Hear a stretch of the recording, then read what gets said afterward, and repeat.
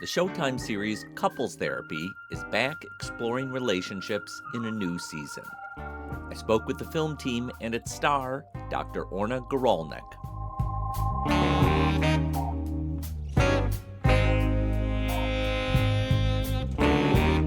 I'm Thom Powers, and this is Pure Nonfiction. Filmmakers Josh Kriegman and Elise Steinberg were last interviewed on this podcast way back on episode 7 in 2016. They were speaking about their film Weiner, about the politician Anthony Weiner, who was brought down by a sex scandal. Following the success of that film, they wondered if it would be possible to film inside couples therapy. They interviewed many therapists until they met the New York psychoanalyst Dr. Orna Guralnik and convinced her to become the focal point. The show debuted in 2020 and is now in its third season. Over the course of each season, we follow different couples as they tackle their problems with Orna. The couples undergo roughly 20 weeks of therapy that the filmmakers skillfully compress into 9 half-hour episodes. It may sound like voyeuristic reality TV, but it's executed with a high level of craft and care for the process. The couples represent a diversity of race, socioeconomics, sexual orientation, and gender identity as they grapple with monogamy, infidelity, polyamory, and buried trauma. We watch them undergo deep self-exploration under Orna's guidance. An example from season 3 are Molly and Josh, who've been together for 19 years. They come across as high-functioning, but during therapy, we hear of their many adversities: miscarriages, an affair, an abortion, an addiction, a car crash. They've coped by suppressing the hurt and moving on. I think that's how we've handled a lot of things, I'm realizing. Like, we stuff it in a box together. Yes. And that's like our dealing with it, and then it goes up on the shelf or something like that. So let's hear some more. Like, let's open some of these. So when I was in high school, I had a relationship with a girl. I had never been in love. I had not had really any romantic relationships. And I would say that this was my first one. It was just like the whole world was open, and it was just a magical experience. 2 years ago, 1 year ago. Year and a half at this point. I discovered that she was living very close to us in New York City. So we went out to dinner. We had not seen or spoken to each other since high school. Yes. It's kind of like she came into my life again when I was also having like a midlife crisis. I remember like a year ago, I started to feel like, who am I? Like, what am I more than just a mother, a wife? Like, is this my life? Is this all there is? Like, you know, just those kinds of questions. And being around her was like just like being 17 again. Exactly. I interviewed Orna along with the co-creators Josh and Elise in spring 2022 at New York's IFC Center in front of a live audience. We were joined by Pax Wasserman, who was on the directing team for season 3. I started by asking Orna, what was she hoping for when she signed on to this project? And how has it met her expectations? I think there were a few things that these two managed to kind of capture my interest and excitement about this project. One was the idea of doing some film TV series that will really get close to what therapy is really like, as opposed to some kind of projection that people tend to have about what therapy is really like. They described wanting to really capture like the slow nuance of what happens in a therapy room, and that seemed like an amazing project. So I guess I was hoping for that. And then we had all sorts of like very interesting conversations about the similarities between the objectives of a documentarian and a psychoanalyst. And that just intellectually really intrigued me. So I was hoping that that would somehow happen, even though I was very skeptical. Could we? Could they? Could we? And then it's been, what has it been like? It's been totally amazing to be doing this, like really amazing. I mean, thanks to these people. There were all sorts of reasons in my life that made me kind of want to take on this kind of crazy project and try something new. But I really had no idea if it could work. And the first time when we filmed and it was complicated to figure out, is this working, not working? Can we do therapy in front of cameras? Can I do it? Like, can the couples do it? How are we going to work together? All of that. But then the most amazing thing was then after we went through the first season and worked out how to function in front of cameras, to just see what they ended up doing with it, with the material. That was like a completely mind-blowing experience for me. That indeed somehow they managed to capture the essence of what went on, but also capture the underlying thread of what an analytic process is really like, and put it on the screen somehow. To me, that was just really mind-blowing. And that kept happening, like better and better. And so it's I mean, there are many more things I can say about this, but. Elise, I want to ask about the couples that you recruit to be in this. Maybe now by season 3, it's a different process than in season 1, because there's something to point to if they want to watch it. But can you, I know you do an open call and you're always looking for couples. I mean, you can kind of imagine, things that you're looking for in choosing people. But what's the conversation that you have before they embark on this? Well, we have many conversations with the couples, many conversations. And there are many things that we're looking for, but one is just authentically really looking for therapy. Couples who, are not looking to be on television actually, but they're looking to do the work, because that's what we're trying to capture. We're trying to capture the therapeutic experience, and we're looking for couples who genuinely want therapy. And we're looking for couples in the same way when we were talking to Orna, people who share in our mission in terms of, I think we sort of feel, and Josh can talk about both of his parents were therapists, and wanting to show therapy to an audience and to show the impact that it can have, and that there is a way that it can really reach people, and there's a universal struggle that we're all going through, and that by sharing their stories, they can have an impact. And it's just been just wonderful, the responses that we've been getting from people who say, your show helped me process my grief. Your show helped me reconnect with someone I've lost touch with, and I'm understanding, and I feel that way. Like, I'm just like, I'm learning every time from the show. I am learning, and the couples that we seek share in that mission of wanting to share their story as a way of helping others. Here's Josh Kriegman.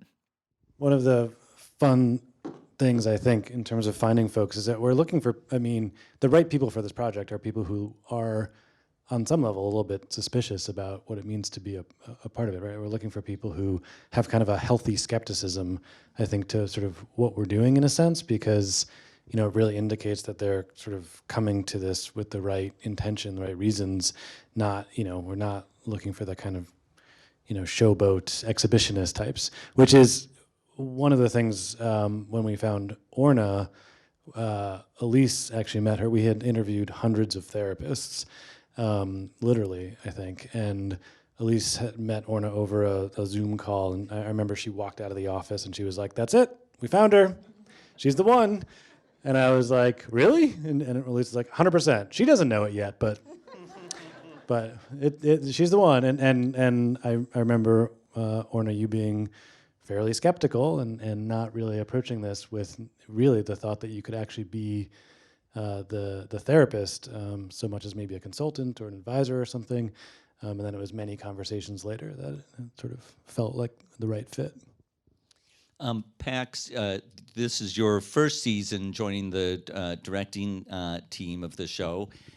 The last season, season 2, was marked by the pandemic beginning. So that season began with in-person sessions, and then shifts to being Zoom sessions for a while, returns to in-person sessions. So that's an obvious way in which last season feels different from this season. But I wonder, joining this series, you're taking on the responsibility of something that that Elise and Josh and Eli have created, and now you're coming into that world. What were you concerned about, and how do you think season 3 is different than previous seasons? Well, first, do no harm, for sure. I felt like I was inheriting something that was this wonderful package, that so many elements, so many amazing decisions had been made. I was really like standing on the shoulders of giants on this. So that also left a little room to go somewhere new. I think the biggest thing in this season is probably the addition of the peer group, which is to get more voices in there and more people, bending your ear, Orna, and also opening up to other discussions that might be more broad and more things that were related more generally to psychotherapy, and not necessarily always laser focused on the couple in the next session. So that was exciting. There were some things with how we shot with the couples a little different, but it probably doesn't feel that way as much. My wife was very excited for me to do this show. And I definitely had a little bit of that stigma before of that people who are in couples therapy are on their way to a divorce. So it really helped with that. And I think, you have to follow the therapy, and you spend a lot of your time thinking about the arcs of 8 people.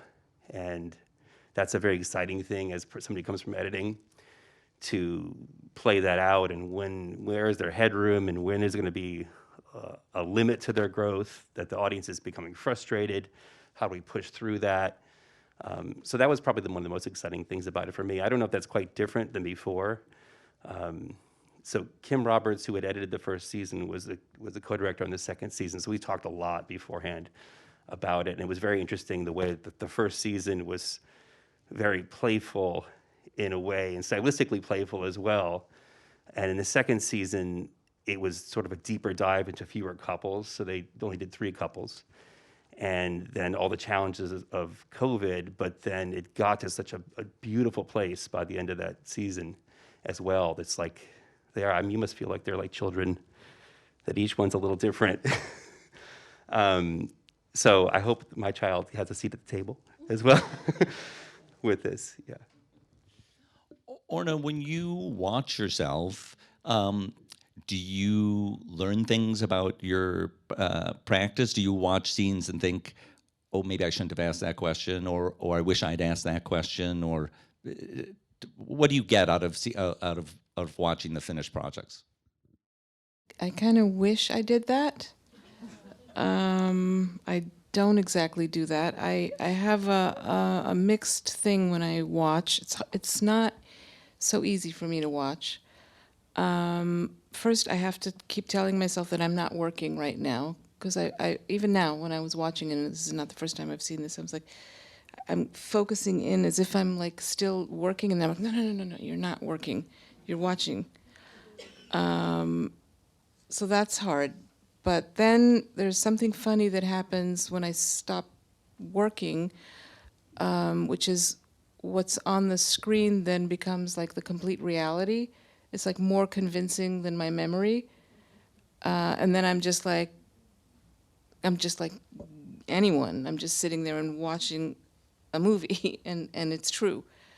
You know, when it's on the screen, it's just, it marks what happened. It says, this is what happened.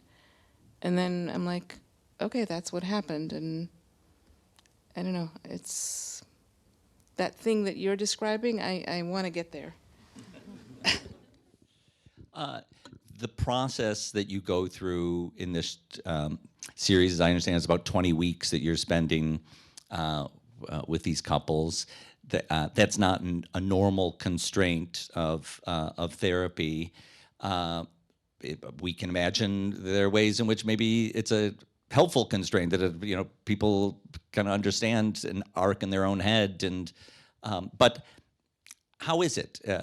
What does that 20-week framework mean to doing the actual work of therapy as opposed to the work of building a TV show?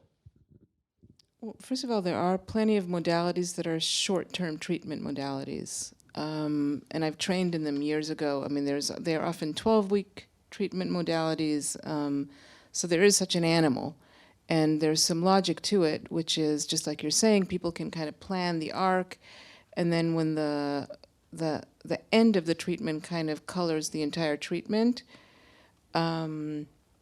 In the sense that I'm normally, when I'm not like doing this, I'm a psychoanalyst, so I work with people for years and years and years, and there's always this sense that like, okay, if nothing happened this session, or if we didn't find the nugget of what's being really worked on, then there's always tomorrow or next week or, next year.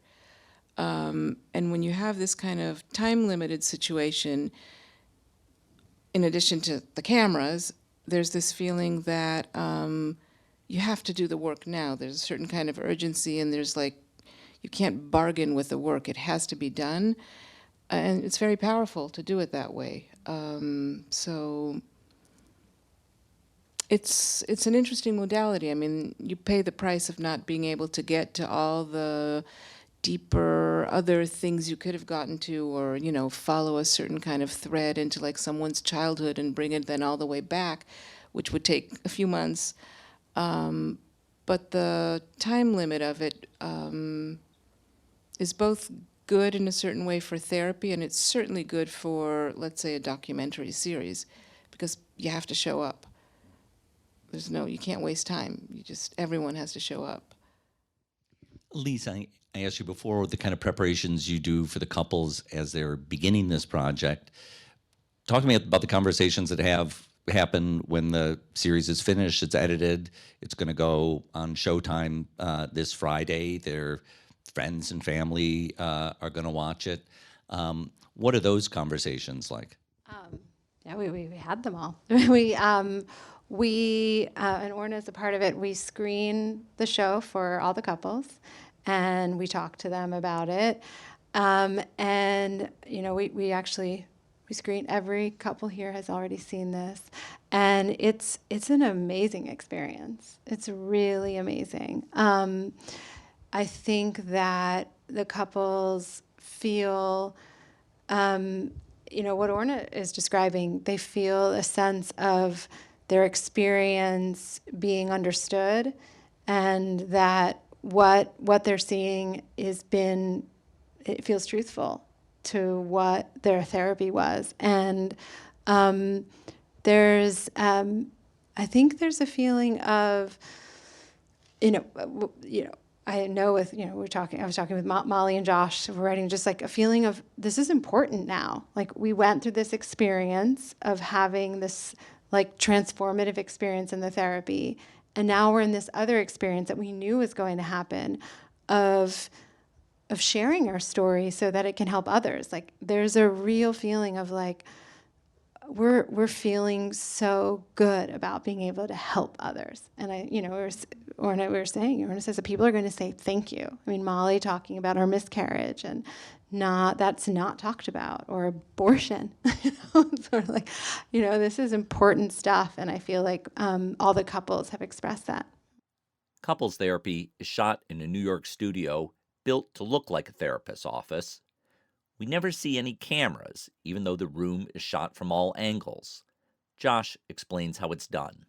One of the most fun parts of this project was figuring out how to construct this room, and we knew at the outset that we absolutely did not want to have people or cameras in the space. So the challenge was, how do you do it? How do you get the full range of motion? The nuance, the detail, the tiers, the ability to move around, and not interfere with the presence. And so we actually experimented with a lot of different kind of ways of concealing cameras, and ultimately the secret is it's an angled mirror. It's sort of one of the oldest tricks in sort of illusions is a simple 45-degree angled mirror that's just a piece of glass, really, that's mirrored and reflecting what's below it. And it's integrated into the set in a way that you do not feel it. I mean, you obviously don't feel it when you're watching, but in the room also. I mean, this was the other challenge was, it's one thing to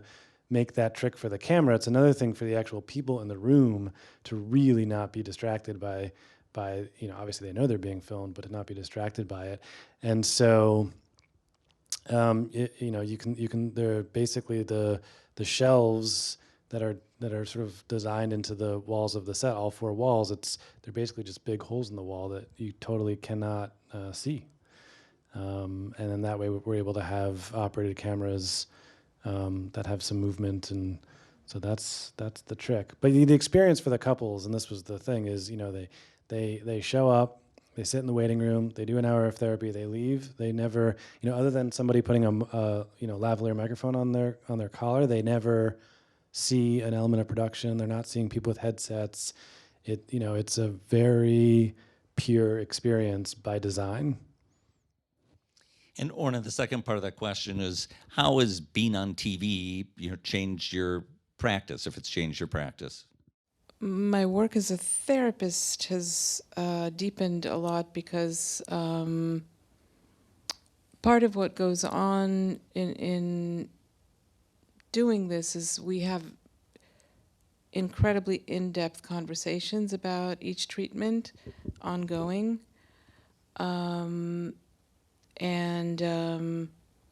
I've had to reflect and reflect and reflect and reflect on the work while it's happening, and talk to these kind of brilliant people and think about it together. So that has, I think, made me a better analyst. Just the depth of the work and how much it demands, like to be really, really in it and really present. In terms of my private practice, I mean, I have very long-term patients, so all of them have had to go through an adjustment with me to becoming kind of a person on TV and becoming kind of somewhat of a celebrity, and that's been hard for people. They also get, some of them get a little bit of a vicarious benefit out of it. They feel like, oh, I must be with a good therapist. Like, I didn't notice it for the past 10 years, but I guess she's good. But other than that, they've had to realize that they share me, and they share me with some other project, and it's been hard, but in our work, it's all grist for the mill, so it's more to work on. Going to our New York audience for questions, one person asked why the filmmakers chose to focus on couples instead of individual therapy. I mean, the origin story of this is, as Elise mentioned, both of my parents are therapists, so I kind of grew up steeped in that world and that language and familiar and hearing all kinds of stories about the sorts of things that happen in the therapist's office.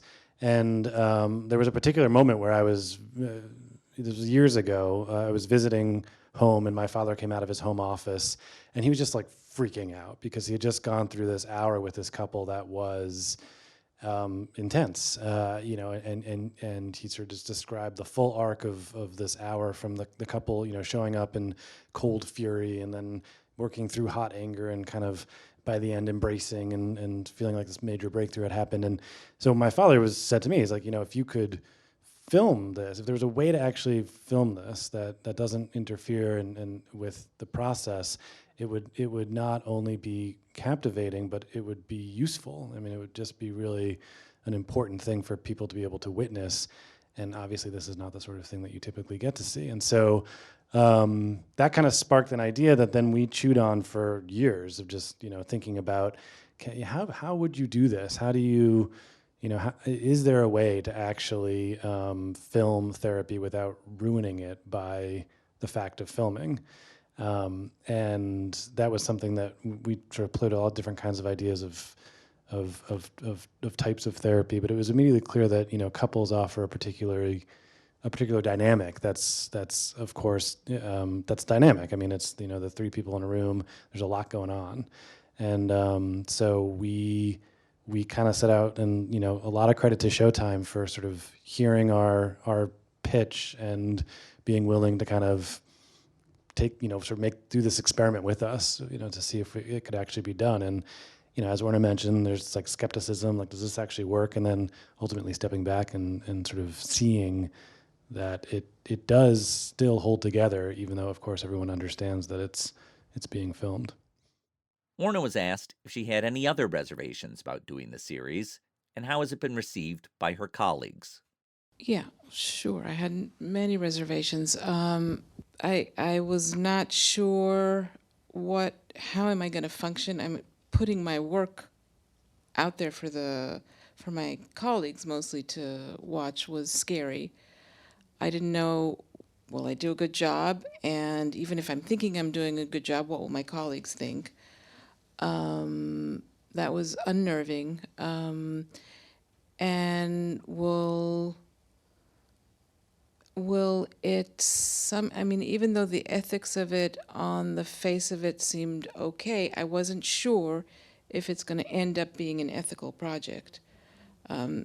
People consent to all sorts of things, but they don't necessarily know what they're consenting to. So I was worried about that aspect of it.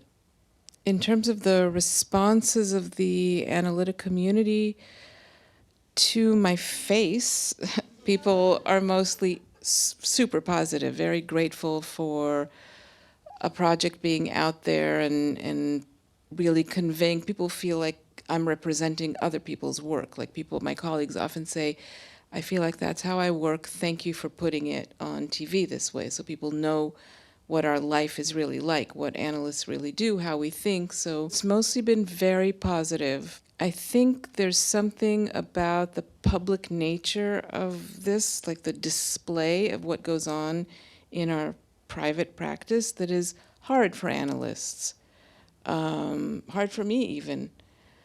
We're so used to doing our work like with this like super, super privacy seal around it, that there's something unnerving and destabilizing about it.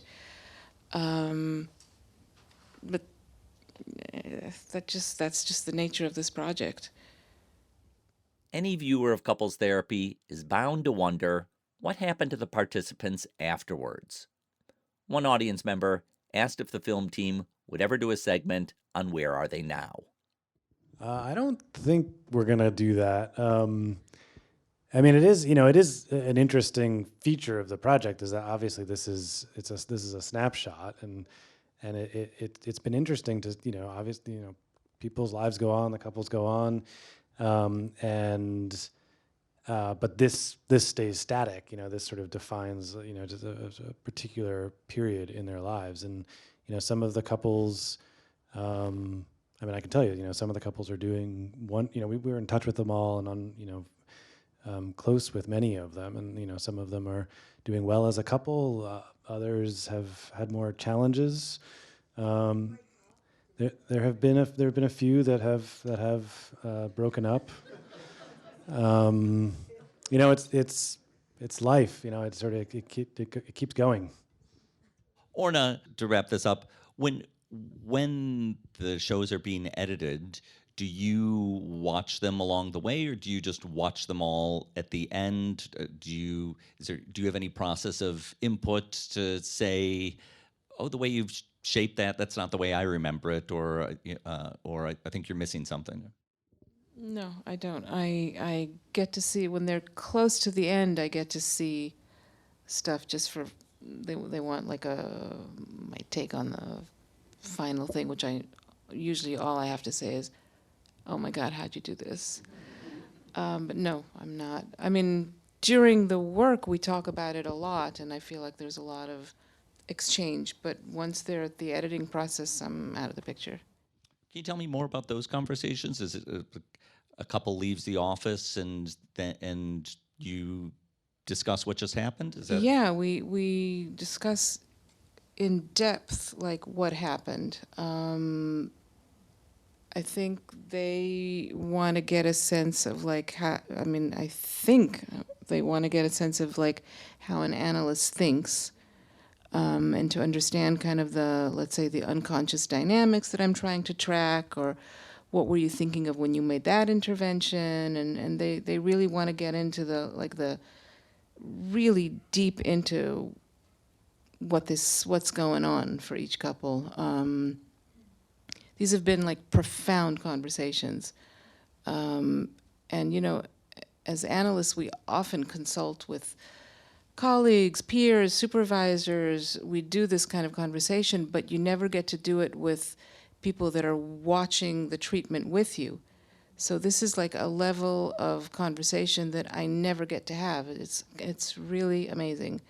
It's one of the best things about the project for me.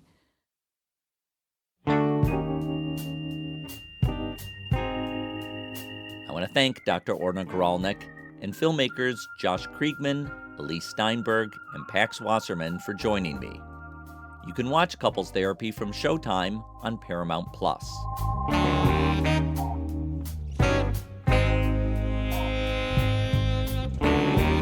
Pure Nonfiction has just debuted an email newsletter called Producer's Notebook.